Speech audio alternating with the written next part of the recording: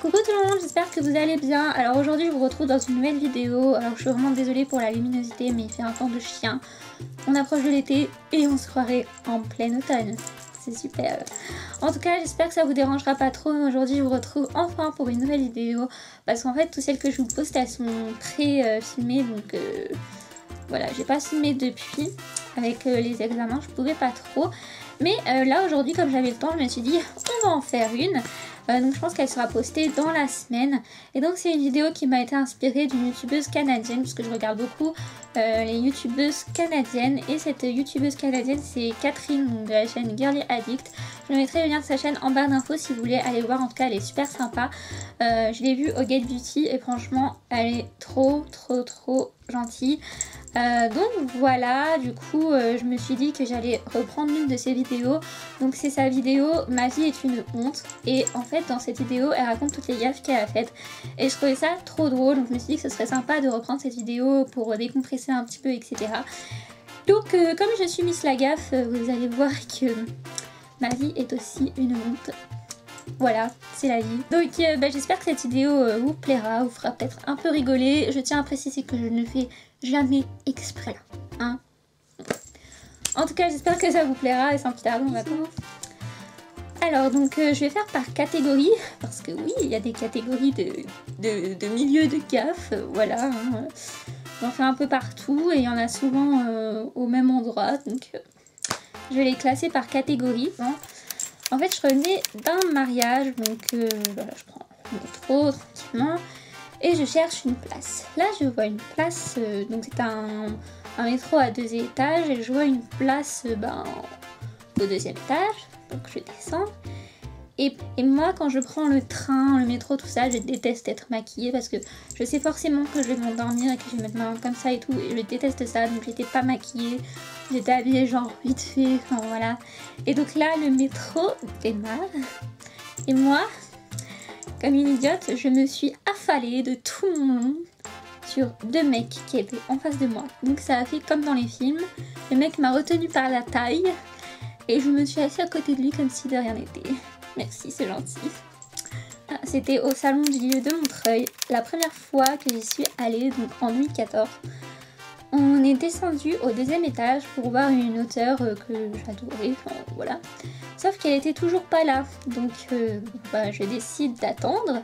Et en attendant, je décide de poser mon sac à main sur une pile de livres sur les étalages. Sauf que les piles de livres étaient en fait en équilibre, elles ne tenaient pas vraiment. Et moi je n'avais pas compris ça. Du coup j'ai posé mon livre et je reçois cette pile de livres sur mon pied. J'ai donc fini le salon en collant puisque ça me faisait terriblement mal au pied. Voilà. Je peux vous dire que quand vous recevez une pile de livres, vous ne recommencez plus la 2e année.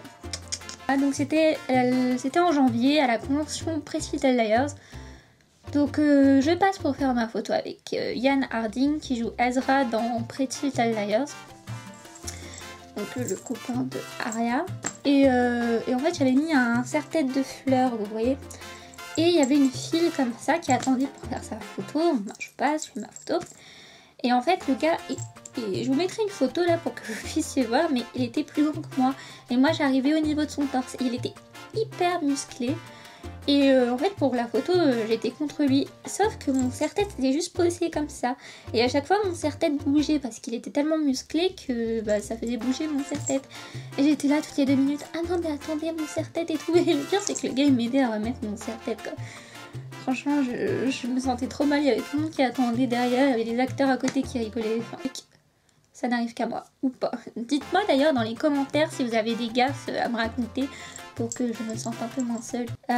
Avec ma cousine, on décide d'aller visiter le Risk Museum. Et en fait, juste à côté, il y avait les galeries du film Nos étoiles contraires. Et donc en fait, pour rentrer, c'était les portes en tourniquet, vous voyez, en verre et qui tournent. Et donc en fait, il y avait tellement de monde que je laisse ma cousine passer dans la première porte et moi je prends la seconde. Sauf qu'il y avait autant de monde, donc ça servait finalement à rien. Et en fait, il y avait tellement de monde qu'on marchait tous au ralenti et moi encore plus. J'étais au fond, à côté de la porte en verre et on marchait tellement au ralenti. J'avais des petites ballerines noires Et la porte en verre du tourniquet a arraché ma ballerine du pied.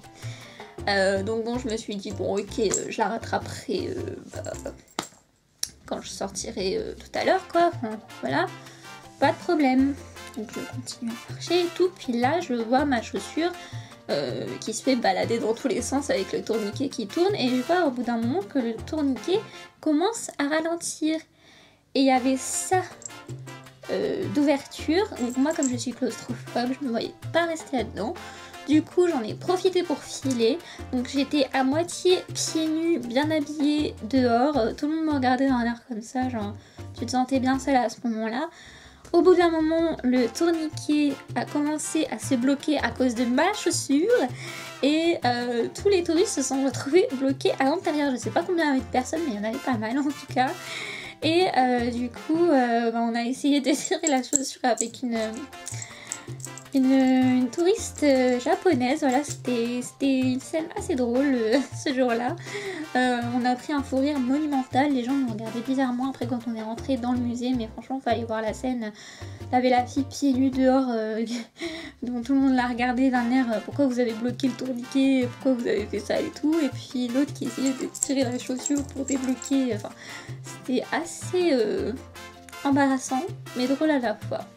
Et j'ai rêvé, dans mon rêve on y va, et dans mon rêve on se retrouve perdu et il commençait à faire nuit noire et tout. Et dans mon rêve j'ai pris un fou rire, mais je ne l'ai pas pris que dans mon rêve, je l'ai pris aussi en vrai. Donc en pleine nuit j'ai pris un vrai fou rire, pas un petit rire genre un vrai fou rire. Ah.